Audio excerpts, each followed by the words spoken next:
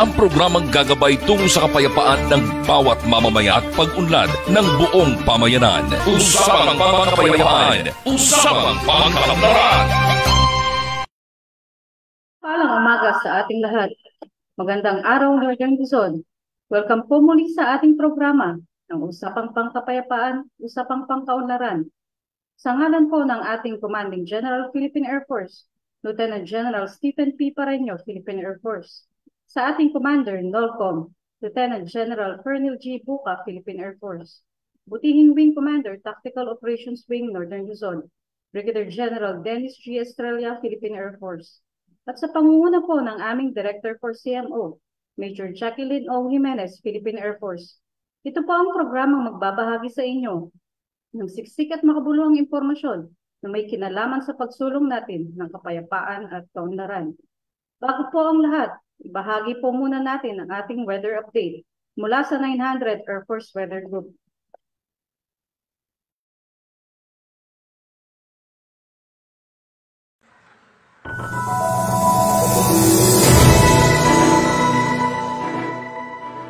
Maya ka, Philippine Air Force, para sa ating regional weather update mula dito sa Flight Air Base Weather Station ngayong araw ng Biyernes, 06 October 2023 sa mga susunod pa mga araw para sa Northern at Central Luzon. Para sa ating synoptic situation, nakalakas na nga po ng Philippine Air's possibilities Typhoon Jenny na may international name na ngayon na Koino. Siya ngayon ay nasa layong 385 km west-northwest of Cape Verde, Batanes. Ito ay may lakas na hangin 120 km per hour malapit sa gitna at pagbugsong 150 km per hour. Ito ay kumikilos na pa-westward sa bilis na 10 km per hour. At patuloy pa rin kumihira ng southwest monsoon na siya ngayon nakaka-apekto sa Luzon. At meron tayo din ng mga litong na low pressure area sa labas ng Philippine Air's possibility. Siya ngayon ay nasa layong 1,950 km southeastern of Luzon. Ito ay may posibilidad na maging ganap na bagyo at posibilidad pumasok over the weekend. At para sa ating general weather forecast, ang Ilocos Norte, Batanes at Cagayan Island ay makakaranas ng maulap na kalangitan na may kasamang kalat-kalat na pagulan, pagkaroon ng pagpiglan. Habang ang Zambales at Bataan ay makakaranas ng maulap na kalangitan, may kasamang kalat-kalat na pagulan, pagkaroon ng pagpiglan, ganoon din sa Central Luzon. At sa nalalabing bahagi ng Northern Luzon ay makakaranas ng bagyong maulap, hanggang sa maulap na kalangitan na may chance kayo ng mga bulong-bulong pagulan, pagkulong at pagpiglan. Para sa tracking intensity forecast ni Typhoon Jenny, sa ngayon wala na siyang direktang epekto sa ating bansa. At para sa ating 3 days weather forecast dito sa Flight Air Base Pampanga, Basa Air Base Pampanga, Top 3 Tarlac, at sa Tarlac simula bukas hanggang sa araw ng Lunes ay makakaranas ng bahagyang maulap hanggang sa maulap na kalangitan na may tsansa ng mga pulong-pulong pagulan, pagkulog at pagpiglan. At para sa Tuagon Baguio, bukas ay makakaranas ng maulap na kalangitan na may kasamang kalat-kalat na pagulan, pagkulog at pagpiglan. At pagdating ng Linggo at Lunes ay makakaranas na ng bahagyang maulap hanggang sa maulap na kalangitan na may tsansa ng mga pulong-pulong pagulan, pagkulog at pagpiglan. At para sa Wallace Air Station, La Union, simula bukas hanggang sa araw ng Lunes ay makakaranas ng bahagyang maulap hanggang sa maulap na kalangitan na may tsansa ng mga pulong-pulong pagulan, pagkulog at pagpiglan.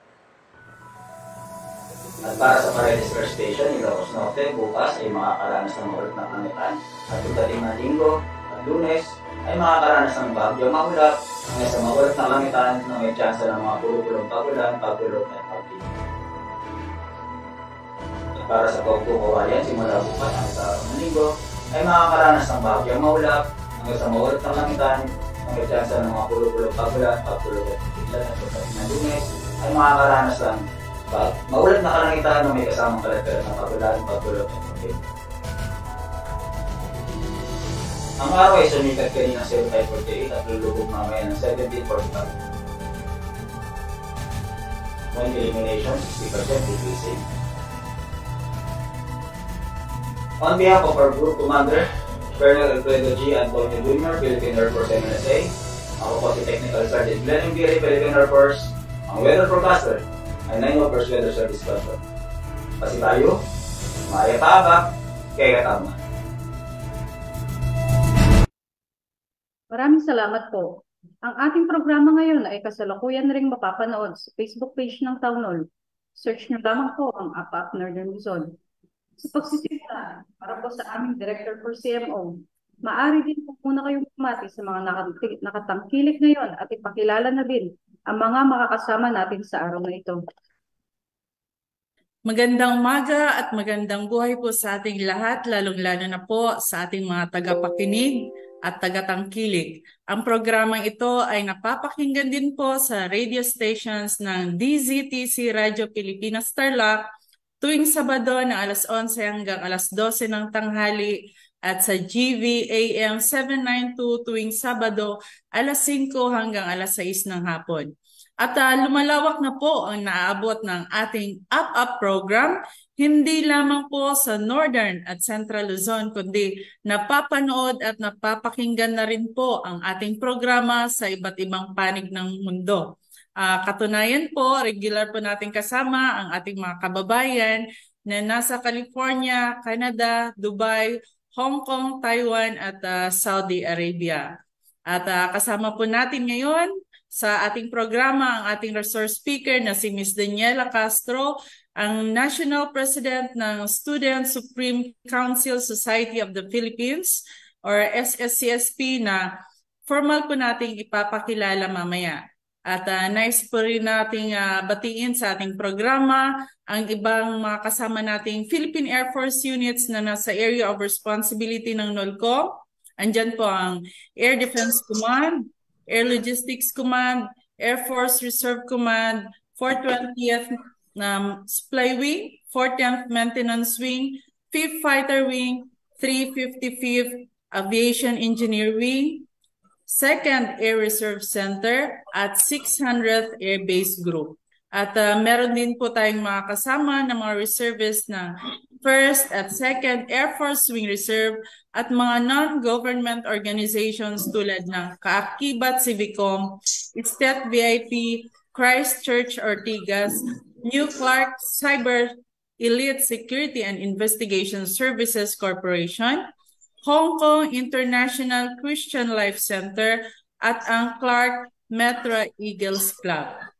At kasama rin po natin ang 17th Special Operations Wing at ang Tactical Operations Groups 1, 2, at 3. At katuwang din po natin sa ating programa ang 1st CRG CRS AFP. At sa pagkakataong ito, nais ko pong masaya po ako na ipakilala ang ating resource speaker. Siya po ay kasalukuyang nag-aaral ng BS Aircraft Maintenance Technology sa Airlink International Aviation College. At siya po ay delegate ng Ayala Young Leaders Congress, Ayala Foundation for Calendar Year 2023. Sa kasalukuyan po, siya rin po ay president ng The Raven Aircraft Maintenance Technology Student Organization, NCR Steering Committee Head ng Youth-Led Philippines, at member rin siya ng coalition ng NCR Youth Leaders, at member ng Young Southeast Leaders Initiative. Ayan po, ladies and gentlemen, let's welcome the National President of Supreme Student Council Society of the Philippines, Ms. Daniela E. Castro. Magandang umaga, Ms. Daniela, at maraming salamat sa pagpapaunlak nyo sa ating programa ngayon. Ayan po, at bago natin simulan ang ating programa, Ms. Daniela, pwede nyo pong batiin or bago simulan yung ating talakayan, pwede nyo pong batiin ang ating mga taga-subaybay. Yes, Ma'am Jackie, magandang umaga po, and magandang umaga rin po sa mga sirs and ma'am from Town Hall, and of course sa mga tagapakinig po ng Up Town Hall. Magandang umaga po sa inyong lahat. Ayan, Miss Daniela, thank you very much. At sadyang napapanahon yung pagiging resource speaker mo ngayon sapagkat nalalapit na ang Barangay Sangguniang Kabataan Election at dahil youth advocate kayo, maaring mas maraming malalaman ang ating mga kabataan sa ating talakayan ngayon at mas malalaman nila kung ano ang kanilang napakahalagang role sa national peace and development. Ayan po. Yun. Miss Daniela, pwede mo ba kaming kwentuhan ano ba ang Supreme Student Council Society of the Philippines, yung tinatawag nating SSCSP? Paano ito nagsimula? Ano ang mga mandato nito? Yes, Ma'am Jackie. Actually, ang Supreme Student Council Society of the Philippines po ay binubuo ng mga leader estudyante at mga kabataan nationwide ages 15 to 30 years old. So, nabuo ang SSCSP last October 19, 2019 sa tulong po ng Philippine Air Force Civil Military Operations Group. So, ang pinakamandato ng SSCSP is to actually empower or palakasin natin yung kapasidad ng mga estudyante at ng mga kabataan in terms of nation building.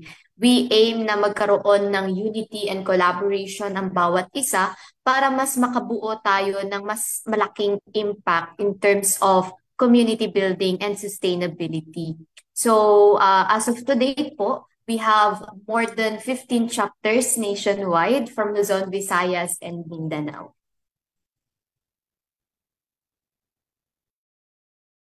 And maraming salamat at napakaganda no ng inyong objective ng inyong organization. At kadalasan no sa mga organizations meron tayong mga tinatawag na core values. Pwede mo bang mabanggit sa amin yung core values ng SSCSP? Yes, ma'am.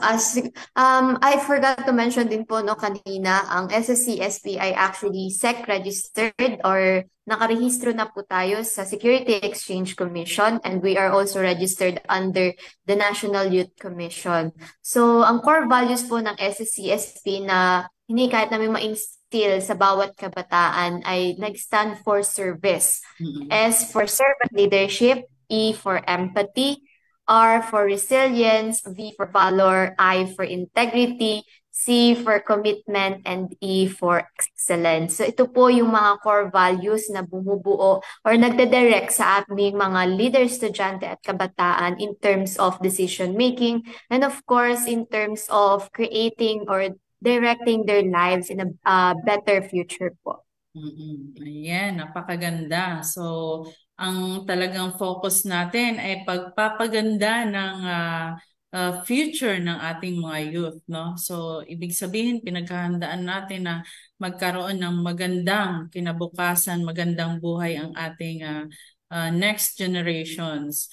Yun. Nung kanina, Miss Daniela, nabanggit mo na since dahil nga national no, yung SSCSP, nabanggit mo na buong Pilipinas merong chapters. Pwede bang mabanggit mo yung iba't ibang chapters na mga yon? Yes, ma'am. Actually, as of today po, no, and I also would like to greet baka may mga SSCSP members and officers kaming nakikinig nationwide. So, from Luzon po, we also have, of course, we have from the northern part, Isabela, Quirino. Banggitin ko na lang po isa-isa sa Isabela, Quirino, Quezon, NCR, Batangas, Palawan, Western Visayas, Cebu, and we also have from Pagadian, Jensan, Cotabato, Davao, Zamboanga, Hulusulu, Basilan, and many more. So, pasensya na po if may makaligtaan ako. But soon, marami pang chapters na upcoming, and isa na nga rin po doon ang SSCSP Pampanga and Tarlac na soon to be launched on November 4. Kaya abangan po ninyo ang mga leader, estudyante at kabataan nating uusbong sa lugar ng Pampanga at ng Tarlac. Ayun, napakaganda at talagang ang in-empower natin talagang leaders all over the nation. So, pagdating ng araw, kung gaano ka sigasig yung ating mga kabataan dito sa ating bansa, ibig sabihin, ma-extend natin ang ating galing at tulong sa ibang bansa pagdating ng araw, no? So, yun po at Miss Daniela, di ba, alam ko, syempre, yung mga kabataan talagang nagjo-join sila sa isang organisasyon dahil ina-expect nila yung mga advantages so na matitake nila from that organization. Ano yung mga programa ng SSCSP? Yes, ma'am. Actually, sa SSCSP po, we have 4 major components na binubuo ng mga programa natin. Ibig sabihin, dito po umiikot yung mga projects and programs ng SSCSP sa isang buong taon. So magsimula po tayo during the first quarter of the year. Meron tayong, we highlight is the core pillars po na which is values transformation. So sa values transformation po natin, binibigyan natin ng mga trainings and webinar ang mga kabataan, ang mga miyembro ng SSCSP to actually instill to them yung core values na meron si SSCSP. We wanted na magkaroon sila ng right direction with the right values na meron ng isang kabataan. Because we believe na ang values po ng isang kabataan ay mahalaga because values will help them create a better decision or it will help them in terms of decision making.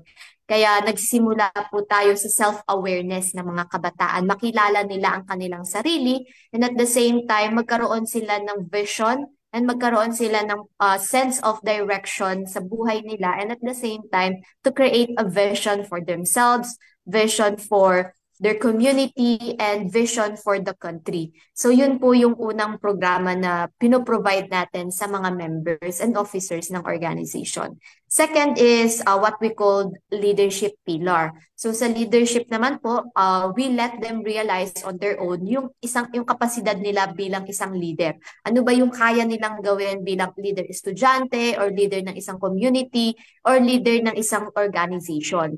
So dito po, we let them realize on their own the things that they can do. Ano ba yung magagawa nila ng sama-sama, ng tulong-tulong bilang mga leader kabataan. So, meron po tayong mga Youth Leadership Summit. We also have webinars, workshop to actually let them explore what type of leadership style they have. So, marami po tayong mga programa na pwede nilang i-avail sa SSCSP. So, it will run out naman po from first quarter to the last quarter of the year. Pero may mga specialization lang po tayo per quarter. So, lahat din po ng chapters natin ay merong mga pinoprovide na mga trainings and programs for free sa ating mga members and officers and even po sa mga partner organizations na meron kami and partner schools. For the third pillar naman po is we have the community development. Dito, ini-instill na natin sa kanila yung role nila sa isang community. Ano ba yung pwede nilang gawin? Ano yung magagawa naming mga kabataan ng sama-sama, tulong-tulong kasama ang mga different organizations and of course the local government unit. So dito ini-instill natin sa kanila yung kahalagahan ng collaboration, ng partnership, and at the same time, magkaroon sila ng space or magkaroon sila ng parte in terms of nation building. So kumbaga yung diagram po natin nagsimula sa self-awareness, in-instill natin sa kanila yung leadership, and now sa community development, they are ready to take their role to become more efficient and effective leaders in their respective community. So ang last pillar naman po natin every fourth quarter of the year is what we call the empowerment pillar. So sa empowerment naman po natin, it's the continuation of the previous activities that we have conducted. Kasi we wanted to make it more sustainable, hindi siya one-time, big-time activity. Ibig sabihin, meron tayong mga monitoring, meron tayong mga evaluation, how effective yung mga activities na kinonduct natin sa isang community, and of course, sa development ng ating mga members and officers. So sa empowerment, ito po yung mga follow-up trainings, follow-up projects for them para mas ma-level up yung mga skills, knowledge, and of course, yung experiences ng ating mga leaders, and of course, with their respective communities. So with empowerment, we are trying to give them the resources that they need to make their lives a better living. Hindi po tayo nag-spoon feed kasi we are in the 21st generation na gusto natin ang bawat leader, estudyante at ang mga kabataan, they are already aware of the things that they can do. They have critical minds para matuto or mag-decide on their own ano ba yung tama at mali, ano yung mga kaya nilang gawin, maging proactive in terms of creating a better solution sa mga problema na meron po tayo sa ating mga community. So with this, binibigyan natin sila ng binibigay natin sa kanila yung kapasidad ng isang leader para mas maging effective silang leader sa mga community nila. Lalo na po na parating na ang SK elections. So ito yung matetest natin, no, yung kakayahan ng mga kabataan. Maipapakita natin na ang isang kabataan ay hindi kabataan lang, but rather we are the youth of the today's generation and the generations to come, and we can do something that we can help in terms of nation building. So ito po yung nilalaban nating mga kabataan na we have our role and we have a shared responsibility, hindi lang sa development, but of course in terms of peace and security of our nation. So yun po yung mga programa na definitely makakatulong sa growth ng bawat miyembro ng SSCSP and makakatulong sa community na kinabibilangan po natin. Ayan, napakagaling, no? At talagang napakaganda sapagkat yung hinuhubog natin dito yung hindi lang isang aspect ng buhay ng isang kabataan, kundi yung whole being ng isang kabataan na talagang magagamit siya hindi lamang sa isang organisasyon, hindi lang sa isang community, kundi sa pangkalahatan, no? At nabanggit mo kanina, Miss Daniela, yung trainings at programs na for free. Paano ba nila ma-i-avail yung mga yon kung sakali? Yes, ma'am. For the members and officers of SSCSP, they can avail all trainings for free once they become member. And may mga official announcement naman po yan na sa Facebook page ng SSCSP. So please follow SSCSP Ohana and other respective chapters Facebook pages dahil doon po kami nag-announce ng mga trainings, registration, and at the same time, once they become officially member, eligible na po sila to be part of specific trainings that we are offering. Meron din po sa mga respective group chat ng SSCSP. And at the same time, once they become partner of SSCSP po, we are also creating special trainings for them. So,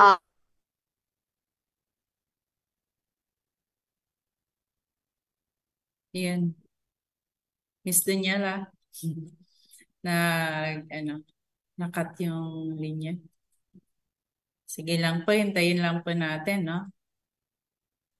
Ayan, so nabanggit ni Ms. Daniela kanina na magkakaroon ng SSCSP Pampanga at Tarlac chapters. Kaya, ayun, may mga, may mga schools tayo na participants, different schools and ROTC students, student leaders na magjo-join nito at sila yung magsisimula ng mga leaders ng SSCSP para sa Pampanga and Tarlac area. So ini-invite po yung mga different schools na mag-join dito. So since ito ay free at walang babayaran, meron lang po tayong mga quota na ibinibigay doon sa mga binisita nating mga schools, no? So yung iba namang hindi makapag-join ng tawag nito ng face-to-face launching ng SSCSP Pampanga at Tarlac chapters. Nabanggit ni Miss Daniela na magkakaroon ng hybrid activity, kaya yung iba makakapag-join pa rin kahit through VTC, same activity yung mangyayari sa face-to-face at saka sa VTC. So kung lahat sa isang school, lahat ng mga student leaders, pwede pa rin mag-join, no? Ayun po. At pwedeng makapagpa-register. Ayan, nandyan na si Miss Daniela. Sige po. Yes, ma'am. Pasensya na po, nakat ang ating connection. Medyo nasa training po kasi ako ngayon. So, medyo Okay mahina lang. ang aking signal. So, and as mentioned po, no, once they become partner of the SSCSP, pwede po kaming magkaroon ng partnership in conducting trainings and programs within their school, within their barangay, or nationwide regional level po. We are conducting it for free sa kanila for respective trainings, mga speakers, and etc. So we can talk about it naman po in terms of partnership, and we are very open po in terms of collaboration, ma'am, sir. Ayan, thank you very much. At Miss Daniela, yung alam natin, no, yung mga kabataan, pwede natin silang matap at ma-organize during disasters and calamities. Nasisimulan nyo na po ba ito sa mga previous yung mga nagkaroon tayo ng mga sakuna at kalamidad dito sa ating bansa? Yes, ma'am. Very active po ang ating mga members and officers nationwide, hindi lang dito sa NCR. But actually, in terms of disaster and calamities, every typhoon, every calamities po na meron tayo ay nagtutulong-tulong ang mga leaders, estudyante at kabataan nationwide na makapag-produce po ng mga donations sa ating mga salanta ng bagyo, ng Taal Volcano, and other calamities and disaster po na kinakaharap ng ating bansa. So dito po nakikita natin yung lakas and collaboration ng mga kabataan and ng aming mga partner schools na very generous and partners na handa pong magbigay ng mga donations at ng mga tulong in terms of calamities. And we are also creating programs and trainings for them para ma-equip din po sila ng mga necessary skills in terms of how they can handle disaster or yung mga first aid, ano yung mga kaya nilang gawin in terms of evacuation, pag kailangan. And for now po, ang ginagawa ng SSCSP, tumutulong tayo sa mga LGU in terms of distribution ng mga relief goods. And of course, sa pag-handle po ng mga evacuees natin in terms of disaster and calamities, ma'am. So yun po yung mga so far yung mga activities na ginagawa ng SSCSP, and continuous naman po yung ginagawa nating mga programa. And previously lang po, dahil sa smog ng Taal Volcano, meron din pong ginawang initiative ang SSCSP with our partners na makapagbigay tayo ng mga donation, katulong ang Southville International School, kasama din po ang iba pang mga organization na nagtulong-tulong para, of course, with the Philippine Air Force Civil Military Operations Group and Air Education Training and Doctrine Command, nakapagpadala po tayo ng mga donations sa mga nasalanta ng smog po sa Batangas. Ayan, maraming salamat po. At Ms. Daniela, nabanggit mo kanina, no, na yung SSCSP is a non-profit organization. So, paano ba nakakapag-survive yung organization kahit wala itong funds na talagang sa organization mismo? Yes, ma'am. In terms of funding po namin and programs, paano ba kami nakakapag-conduct pa rin ng activity? So, we are very grateful and thankful po sa aming mga partners and stakeholders na walang sawang sumusuporta and tumutulong sa pag-conduct namin ng activities. Actually, iba-iba po yan, ma'am, per activity. For example, in terms of Youth Summit, iba-iba pong mga government agency, non-profit organizations ang mga nakakatulong namin para masakatuparan po yung or ma-conduct successfully ang aming National Youth Summit and other trainings. So I'll just give an example po sa Youth Summit now where we were able to partner with Philippine Air Force and different tactical operations group and tactical operations wing to actually assist yung mga representatives po natin nationwide na madala sila dito sa Batangas para umattend ng 3 days National Youth Summit to capacitate each leader. And kasama din po natin ang iba't ibang mga partners like STEP BIP. Katulong din po natin ang mga companies like meron po tayo from Nestle, we have Milo, PLDT, we also have from Unilab, and marami pa pong iba. So it actually depends sa mga programs and initiatives na kinakandak ni SSCSP, and we are looking for more partners and stakeholders po na kasama natin. And kasama din po natin ang mga sirs and ma'am natin from 7 Civil Relations Group ng CRS-AFP at iba pang mga sangayon ng gobyerno po na walang sawang tumutulong at sumusuporta po sa aktibidad ng mga kabataan. Ayun, thank you. At yes sir ma'am, bago po tayo magpatuloy sa ating talakayan, dumako muna tayo sa ulat ng mga naging kaganapan dito sa Northern Luzon area. At nais ko pong muna ipakilala sa inyo ang ating bagong wing commander ng Tactical Operations Wing Northern Luzon o ang Taunol na si Brigadier General Dennis Gamasan, Estrella Philippine Air Force. At siya po ang dating wing commander ng Tactical Operations Wing Tactical Operations Wing Western Mindanao o TAW West Min. Welcome to Town Hall sir at pagpalain po kayo ng buong may kapal at gayon din nagpapasalamat din po tayo sa ating former wing commander na si Brigadier General Roque J. Binag, Philippine Air Force sa kanyang pagmamahal at suporta sa Town Hall. Thank you sir and God bless you always sir. At sa pagpapatuloy ng ating balita,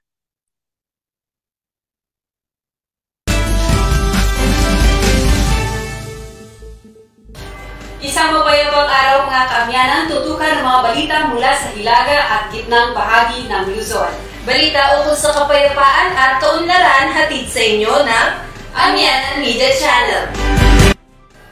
Ipinahiram ng mahigit 6 na milyong piso with zero interest ang mga magsasaka at mangingisda sa Zambales na nagtapos sa isinagawang agribusiness at financial literacy program hatid ng gobyerno at mga partner stakeholders nito.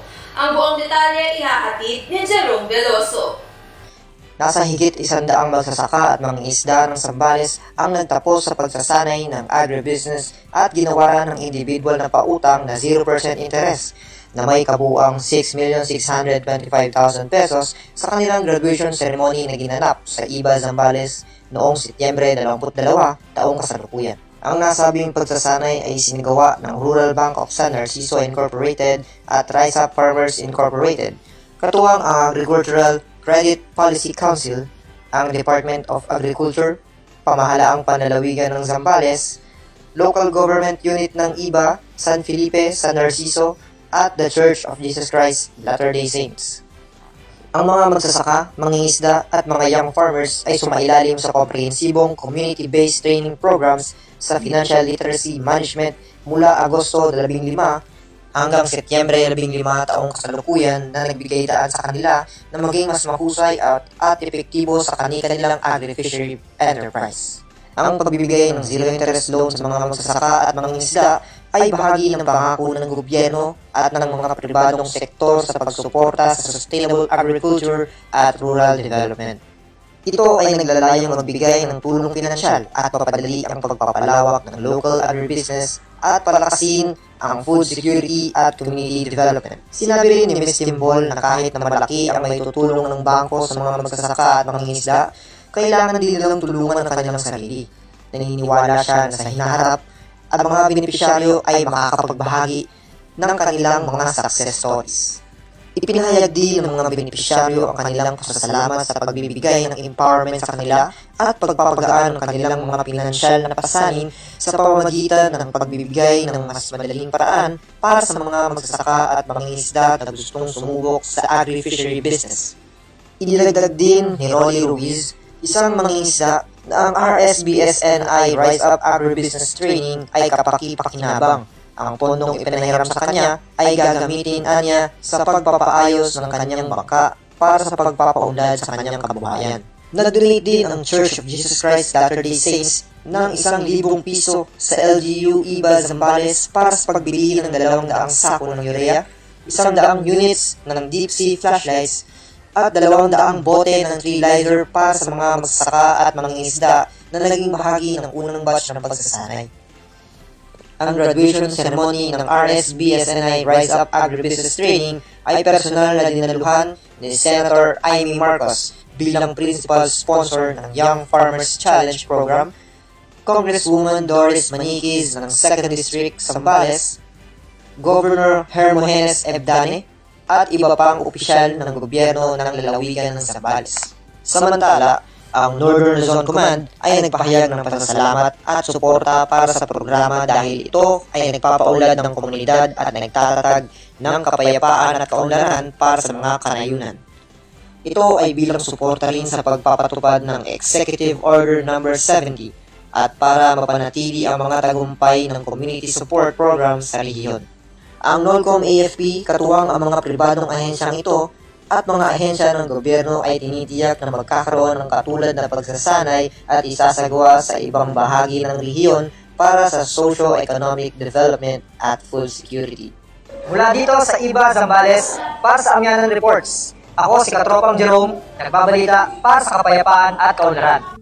Daan-daang kabataan mula sa iba't ibang panig ng Pilipinas lumahok sa Philippine Military Academy Entrance Examination na ginanap sa headquarters ng NOLCOM AFP sa Tarlac. Ating alamin ano ang latest sa report ni Philip Corpus. Mga aspiring cadets na nagnanais maging bahagi ng pinakamahalagang institusyong militar sa bansa, inumpisahan na ang kanilang paglalakbay patungo sa Philippine Military Academy o PMA. Ito ay matapos isagawa ang entrance examinations ng PMA nitong ika-30 ng Setyembre at ika-1 ng Oktubre taong kasalukuyan sa Camp Aquino, San Miguel, Tarlac City. Ang nasabing pagsusulit ay isang mahalagang hakbang sa proseso ng pagpili ng mga kabataang nagnanais sumali sa hanay ng hukbong sandatahan ng Pilipinas. Inihayag naman ni Christian Lawrence Dizon na naging inspirasyon sa kanya upang sumubok sa PMA entrance examination ang kabayanihan ng mga sundalo. Nag-umpisa po ito nung napanood ko po yung kwento ni Captain Romel Sandoval po sa po siyang Medal of Valor Award po from the PMA class of 2007 po siya. Nag-umpisa po yun dahil kung nalaman ko po yung kwento niya kung gaano po siya kagiting na sundalo at nakita ko kung paano niya po ialay yung buhay niya para po yung mga kasamaan niya po ay may mauwi po niya na maayos po. At ngayon po ay siya po ay bayani na po at siya po ay isang Medal of Valor Award na po. At siya po ang dahilan kung bakit po ako mag-exam ngayon sa Philippine Military Academy. Samantala, inihayag ni Lieutenant General Fernil G. Buca, Philippine Air Force, ang commander ng Northern Luzon Command, ang kanyang pagsuporta sa mahalagang okasyon na ito. Anya, ang NOLCOM ay nagsusumikap na suportahan ang mga inisyatibong nagpapalakas ng kakayahan ng ating bansa sa pagtatanggol at paghubog ng mga future leaders na gagabay at poprotekta sa bansang Pilipinas. Bukod sa Tarlac City, ilang mga testing centers sa iba't ibang bahagi ng Northern Luzon ang ginanapan ng PMA entrance examinations nitong ika-30 ng Setyembre at ika-1 ng Oktubre taong kasalukuyan ay ang Valera Aurora, Baguio City, Bayumbong, Nueva Vizcaya, Pontoc Mountain Province, Cabanatuan City, Cauayan City, Isabela, Ilocos Norte, Lingayen, Pangasinan, San Fernando City, Pampanga, Tabuk City at Tuguegarao City. Ang Philippine Military Academy ay kilala bilang ang pangunahing akademya ng militar sa Pilipinas. Itinatag noong 1905 at kilala sa paghubog ng mga mag-aaral na sumasailalim sa masusing pagsasanay upang maging mga magagaling at matagumpay na lider sa mga pwesto ng pamahalaan at hukbong sandatahan ng Pilipinas. Mula dito sa Tarlac, ako si Katropang Philip, nagbabalita para sa kapayapaan at kaunlaran. Opisyal na tatahakin ng ilang estudyante sa Universidad ng Luzon sa Dagupan City ang Reserve Officer Training Corps o ROTC matapos ang isinagawang opening ceremony sa nasabing kurso. Ang buong detalye sa report ni Jerome Veloso. Isinagawa ang opening ceremony para sa 16 Advanced Reserve Officers Training Corps o ROTC cadets at 258 basic ROTC cadets na tatahakin ng MS-1 at MS-31 training para sa kanilang academic year 2023-2024 nitong ika-10 ng Setyembre sa tulong ng 702nd Defender Brigade ng 7th Infantry Division. Ang nasabing seremonya ay nagpapahayag ng simula ng bagong taon ng pag-aaral na puno ng pagsasanay, disiplina at paglago sa personal para sa mga batang kadete. Ayon kay Captain Dexter O. Magbitang, Infantry Philippine Army, the CMO officer of 202nd Defender Brigade ng 7th Infantry Division, ang programang ito ay integral na bahagi ng pangkalahatang pagsusumikap ng bansa na ihanda ang kanilang kabataan para sa hinaharap na pag-unlad pagdating sa mga tungkulin ng liderato sa pagtatanggol at serbisyo sa bansa. Ang ROTC ay isang programa ng gobyerno na naglalayong magbigay ng military education at training sa mga estudyante upang sila ay maging handa sa National Defense Preparedness. Layunin nito ang paghahanda ng mga estudyante para sa serbisyo sa Armed Forces of the Philippines sa panahon ng emergency at ang kanilang pagiging reservist at potential commissioned officers ng AFP. Ito ay isa sa 3 components ng National Service Training Program para sa mga college students sa Pilipinas. Mula dito sa Pangasinan, para sa Amianan Reports, ako si Katropang Jerome, nagbabalita para sa kapayapaan at kaunlaran. At yan ang mga balita mula sa hilaga at gitnang bahagi ng Luzon. Yan po ang ating mga balita mula sa mga kasundaluhan ng Northern Luzon at sila po ay nakakasama natin upang may pagpatuloy na maisagawa ang mga programa ng iba't ibang ahensya ng ating pamahalaan. At para sa mga karagdagang mahahalagang balita mula sa hilaga at gitnang Luzon, manood, mag-like at mag-subscribe lamang po tayo sa YouTube channel ng Amianan Media Channel. At sa pagpapatuloy po ng ating programa, kung may mga katanungan po tayo, maaari po tayong mag-raise ng mga kamay virtually or mag-message sa ating chat box para po ma-entertain ang ating mga questions at mga suggestions. Salamat po. Yes, sir. Lieutenant Colonel Fudutan, sir. Good morning, sir. Good morning, Jackie. Yes, sir. Wala naman akong katanungan, ano? But one thing, I would like to congratulate our Civil Military Operations Unit na nag-initiate nung isang organization na pinamumunuan ngayon ni Daniela, no? At napakaganda ng adikain ng organization na yon. At ito na siguro yung isa sa mga sagot na sabi nga natin ang kabataan ng pag-asa ng bayan. So, congratulations Daniela. Pagpatuloy niyo, no? Maganda yung inyong mga adikain na bigyan ng tamang direksyon at tamang trainings yung ating mga kabataan nang sa gano'n na hindi na sila naliligaw. Lalong-lalo na yung mga kabataan na yung mga naliligaw ng landas, yung mga napupunta sa mga nai-involve sa mga drugs na re-recruit ng mga sa labas, no? Sana lahat ng mga estudyante, hindi lang siguro we suggested na nationwide, sana makuha nila lahat yung mga association, organizations ng mga kabataan, ng mga eskwelahan. And to those reservists that are principals, actually meron tayong mga reservists na nasa school, mga teachers, mga principals, school heads, we encourage them also to support yung grupo ni Daniela to join their respective students to join the organization. And to our newly installed designated Town Hall Commander, Sir Dennis. Sir, welcome, sir. Our snappy salute to your newly designated, and we are hoping for a better engagement natin sa mga trainings. Rest assured that all the reservists in the Northern Luzon are within your back, sir. Thank you, sir. Ma'am Jackie, thank you very much, sir. Napakaganda po ng inyong message sa Colonel Fudutan, sir. Ayan, ang Wing Commander ng 2nd Air Force Wing reserve ng dito sa Clark Air Base. Tama po ba, sir? 2nd Air Force Wing Reserve. Opo. Ayan. Ayan. Sige po kanina, sir, ma'am, kasama po natin si Captain Jose ng 5th Fighter Wing. Sana po. Kaya lang medyo fluctuating yung kanyang internet connection sa area ngayon. Captain Jose, kung naririnig mo kami, may mga katanungan ka ba sa ating resource speaker?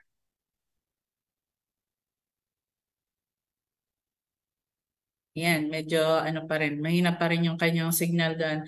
Ayan, Miss Daniela, since talagang established na yung SSCSP nationwide, meron pa rin po ba kayong mga challenges na nararanasan sa inyong organization?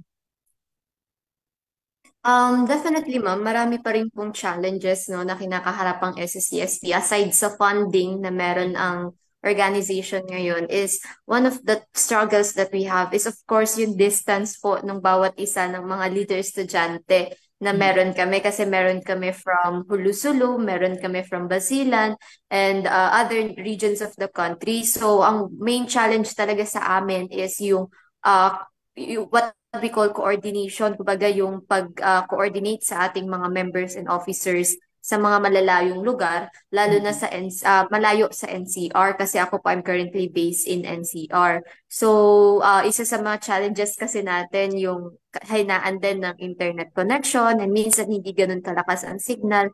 So, kailangan natin ng extra effort pa na ma-reach yung mas marami pang kabataan. So, patuloy naman din po tayong mahanap ng mga possible ways, ng mga possible strategies na practices para mas ma-reach natin yung mas marami pang kabataan, and mas makapag-implement pa tayo ng mga programs and activities na mas makakatulong and magiging beneficial sa ating mga members and mga officers ng SSCSP. So, yun po yung ilan sa mga challenges na meron kami ngayon. And siguro po, aside nga sa nabanggit kong funding, is we are still looking for more partners in terms of implementation of other respective programs and projects na meron po kami. Ayan, sige. At marami po tayong mga stakeholders na nakikinig sa ngayon, at willing naman po silang sumuporta sa mga organization na tulad nito, lalong-lalo na yung SSCSP. Napakaganda ng adhikain nito, ng advocacy nito para sa mga kabataan. At Miss Daniela, nalalapit na rin yung barangay sangguniang kabataan election, no? Ano yung maipapayo mo sa ating mga kabataan at sa lahat ng mga kababayan natin na naghahanda na para sa kaayusan nito? Yes po. Siguro ma'am, umpisahan ko na lang for those who are running for the position. I hope they have a genuine mission for that, kung bakit po sila tumakbo for the positions that they have. It's not just for the leadership, it's not just for the power, it's more of because of the things that they can do or yung mga mission nila sa respective communities na gusto nilang tulungan. I hope genuine po yung pagtulong and yung dahilan, yung purpose kung bakit sila tumakbo. And it's not too late to capacitate ourselves para mas maging effective and efficient leaders tayo sa mga respective barangays na tinatakbuhan natin. And of course, sa ating mga kabataan naman and sa mga boboto, sana maging critical tayo sa pagpili ng tamang leader, or sa tingin ninyo yung magiging effective and meron talagang maiaambag, merong plataforma, merong proyekto na handang ilatag sa kabutihan or sa ikabubuti ng ating mga barangay, ng ating mga komunidad. Sana hindi tayo madala lang sa impluensya ng kung sino-sino lang. Mamili tayo, take time to reflect, take time to really criticize those yung mga tatakbo na mga SK po natin na kagawad or chairman.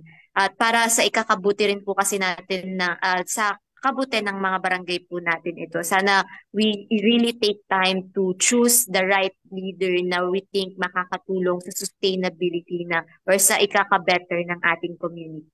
So yun po yung siguro would like to actually message sa ating mga kabataan, sa mga tatakbo and syempre sa mga boboto. And hindi lang naman sa pagboto nagtatapos yung ating mga responsibilidad bilang kabataan, no? We should also help them accountable sa mga missions, sa mga positions na meron ang mga iboboto po natin. Kung sino man yung maupo or kung sino man yung ma-elect, the better things that we can do is to support them but have them accountable also sa mga pinangako nila. Hindi lang tayo promises, but we can make it into reality. So yun po, ma'am. Ayan, okay. Napakagandang mensahe para sa ating mga tumatakbong maging leader, no? Mga kabataan na leader ng ating community. At itong mga leader nating ito ng lokalidad, hindi lamang dito sa local, kundi pagdating ng araw, magiging leader din natin ito, national. Kaya kailangan natin, no, na maging maganda yung adhikain ng ating mga leader. So, yun po at maraming salamat Miss Daniela, no? At talagang napakaganda ng ating discussion ngayon at maraming salamat sa ating resource speaker na si Miss Daniela E. Castro, ang National President ng Supreme Student Council Society of the Philippines sa pagpapanlak bilang resource speaker sa ating Usapang Pangkapayapaan, Usapang Pangkaunlaran, Northern Luzon ngayong umaga. At Ms. Daniela, may mensahe pa po ba kayo o paalala sa ating mga taga-subaybay o kababayan? At kung meron po kayong mga contact numbers or official website na pwede nilang ma-contact kayo para nung sa gayon ay madali nila kayong ma-reach out kung meron silang mga katanungan. Yan po. Yes, ma'am. Bali, sa ating mga taga-subaybay na lang po or sa mga gusto maka-reach sa amin, you can like and follow our official Facebook page, SSCSP Ohana. And you can also send us an email through sscspphilippines@gmail.com. Very open naman po kami sa ganyan. And iniimbitahan ko na lang din po kayo and abangan ninyo ang upcoming SSCSP launching ng Pampanga at Tarlac. Samahan niyo po kami sa pag-welcome sa ating mga leader estudyante mula kabataan natin mula Pampanga at Tarlac at subaybayan niyo po ang mga upcoming pang projects and activities ng SSCSP. And sana patuloy niyo po suportahan, of course, ang mga programa pa na meron kami and ang soon-to-be members of Pampanga and Tarlac chapter, ma'am. So maraming salamat po sa lahat ng tagapakinig and salamat din po sa UP Northern Luzon and Ma'am Jackie and to the whole personnel and officers of Tactical Operations Wing Northern Luzon. And I also would like to take this opportunity to actually congratulate and welcome Sir Dennis na dating kasama namin from Taos Min ay nasa Town Hall na. So see you around, sir, and have a great day po.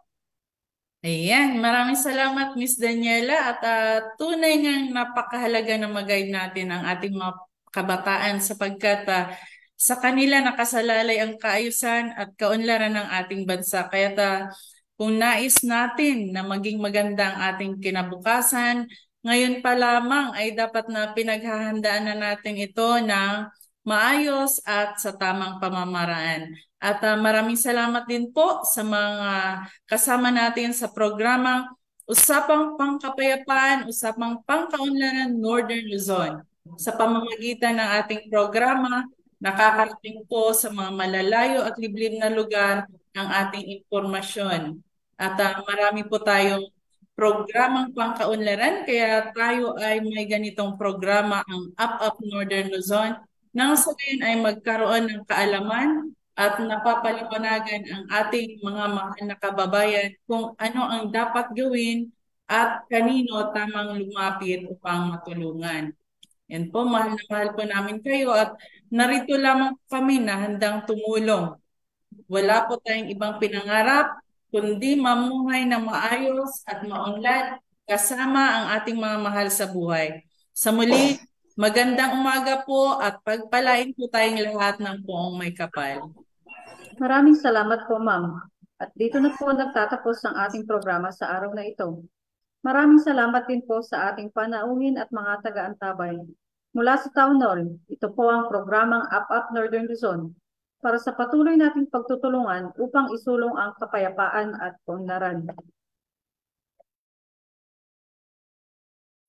Inihahandog ng Philippine Air Force at ng himpilang ito ang programang gagabay tungo sa kapayapaan ng bawat mamamaya at pag-unlad ng buong pamayanan. Usapang Pangkapayapaan, Usapang Pangkaunlaran.